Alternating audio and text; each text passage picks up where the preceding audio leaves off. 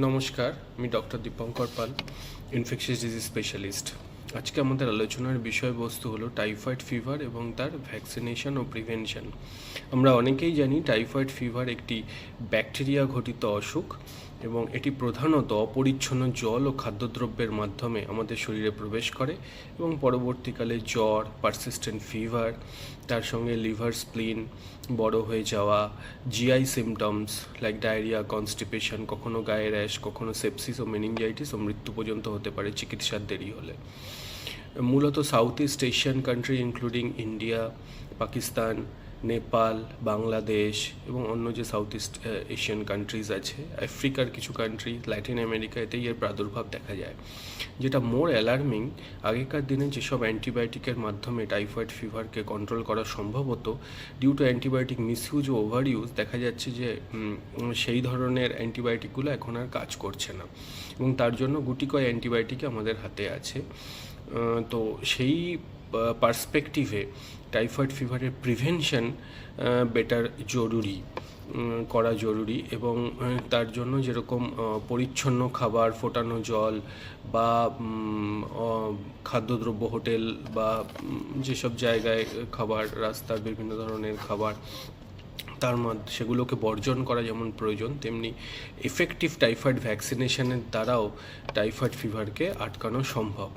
আগেকার দিনে যে টাইফয়েডের ভ্যাকসিনগুলো পাওয়া যেত সেগুলো মূলত 2 বছরের ওপরের বাচ্চাদের থেকে অ্যাডাল্ট অবধি দেওয়া হতো সাধারণত, এবং সেই ভ্যাকসিনের কার্যকারিতাও শতকরা 60-65%, 60-65% তার এফিকেসি থাকতো।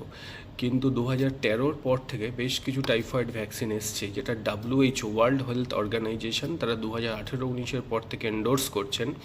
সেটা হচ্ছে typhoid ফিভারের conjugate vaccine.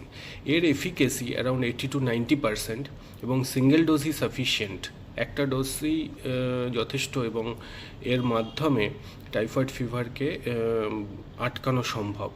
Around 90% protection rate এবং পারসিস্টেন্ট, কোনো রিভ্যাকসিনেশন বা বুস্টারেরও প্রয়োজন হয় না এবং এই ভ্যাকসিন 6 মাসের পর থেকে যে কোনো বাচ্চার ক্ষেত্রে আপ টু 45 ইয়ার্স অবধি, এটা হচ্ছে মোস্ট টার্গেটেড এজ গ্রুপ, এই এজ গ্রুপে দেওয়া সম্ভব, কোনো কন্ট্রাইন্ডিকেশন নেই। ওয়েল টলারেটেড ভ্যাকসিন, খুব অতিরিক্ত দামি ভ্যাকসিনও নয়, মোটামুটি সাধারণ মধ্যবিত্ত এবং নিম্ন মধ্যবিত্ত এবং যারা রিচ পিপল সবারই আয়ত্তের মধ্যেই থাকে এবং এর মাধ্যমে টাইফয়েড ফিভারের প্রকোপ অনেকাংশে প্রিভেন্ট করা যায়। তবে এটা মাথায় রাখতে হবে যে টাইফয়েড ফিভারের ভ্যাকসিন মানেই এই নতুন ভ্যাকসিন যেটা টাইফয়েড ফিভার কনজুগেট ভ্যাকসিন নামে পাওয়া যাচ্ছে, তো এটার মানেই যে ফুড আর ওয়াটার হাইজিন সেটা মেনটেন করব না, সেটা নয়।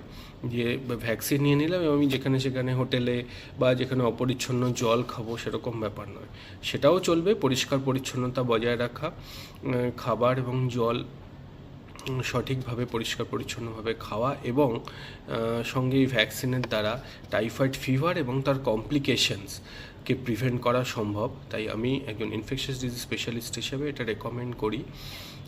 6 মাসের ওপরে বাচ্চা যারা পিডিয়াট্রিক্স ডাক্তারবাবুদের কাছে যারা চিকিৎসা করাচ্ছেন তারা তো দিয়েই থাকেন, সঙ্গে সঙ্গে অ্যাডাল্ট, ইয়ং অ্যাডাল্ট ও অ্যাডোলেসেন্ট যারা এখনও নেননি তারা অতি অবশ্যই এই ভ্যাকসিনটা নিলে নিজেদের টাইফয়েড ফিভারের প্রকোপ থেকে অনেকাংশে নিজেদের রক্ষা করা সম্ভব।